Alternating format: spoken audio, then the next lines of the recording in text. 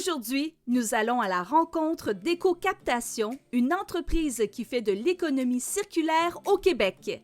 Merci Gilles de nous ouvrir vos portes. L'intelligence artificielle assistée par la robotique nous permet de bien cibler les polystyrènes qui sont requis pour une recette prédéterminée. Le robot, lui, ne fera pas d'erreur parce que son lecteur, il va lire vraiment la composante du polystyrène.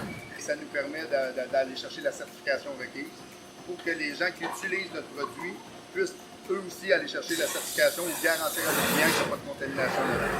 La technologie de Waste Robotique est fabriquée à Trois-Rivières au Québec, donc on est fiers d'être le premier utilisateur d'un robot québécois. Ce polystyrène-là est capté à Bécancour avec peu Rochefera et est acheminé ici pour la valorisation. Donc il y a vraiment une synergie et une continuité dans les plans d'affaires qui est mis avec, entre autres avec les programmes gouvernementaux et avec les compagnies privées. Chez Éco-Captation, on s'est doté d'un système de balance de pesée qui identifie un numéro d'item, la date, l'heure qui a été fabriquée, puis on inclut le code barre pour notre traçabilité. Donc, on va être en mesure de dire notre matière provient de où, elle va où, elle a servi à quoi.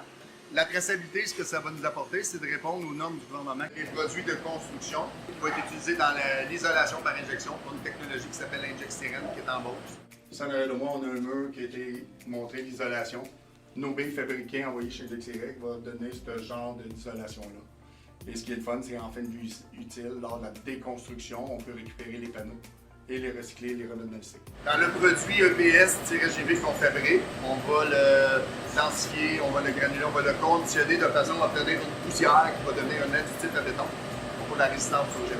La conception de table de pique-nique, de n'importe quoi qui est mobilier urbain, briques décoratives, quoi que ce soit, qui est fabriqué par CIMAX, une compagnie québécoise à Repentigny. Un exemple concret de mobilier fabriqué avec CIMAX, qui fabrique à partir de polystyrène. Une portion du recyclage qu'on fait avec le polystyrène, c'est soit il va être environ 30% qui va être envoyé à l'exportation, et le restant va être consommé ici au Québec ou en tout cas en Amérique du Nord. C'est à partir de briques fabriquées à partir de polystyrène. Cette brique-là va être acheminée soit dans les technologies de polystyrène, soit dans les technologies de Pyrowave qui vont dissoudre ou quoi que ce soit qui va servir aussi à des usines de pétrochimie pour refaire de la résine vierge. Et il va s'en aller aussi dans le marché de l'isolation avec des compagnies locales comme Soprema. On voit ici des briques qui vont être expédiées justement dans le marché de l'alimentation. Pour vous donner une idée de grandeur, une palette comme ça représente l'équivalent d'une 53 pieds de matière en vrac. Donc c'est énormément de volume et de travail pour avoir un produit fini. Et on doit en faire 44 palettes comme ça avant d'envoyer un voyage complet pour rentabiliser les transports. Si tous les sites d'enfouissement n'accepteraient pas le polystyrène et on le valoriserait, probablement qu'on ne donnerait pas de permis d'agrandissement d'un site avant 10-15 ans.